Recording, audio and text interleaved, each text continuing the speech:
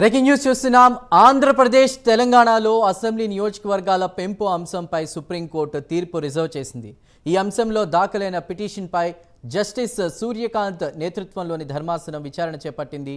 Andhra Pradesh reorganisation act 2014లోని section 26 ప్రకారం AP తెలంగాణలో assembly సీట్ల సంఖ్యను పెంచాలని చట్టం సూచిస్తోంది.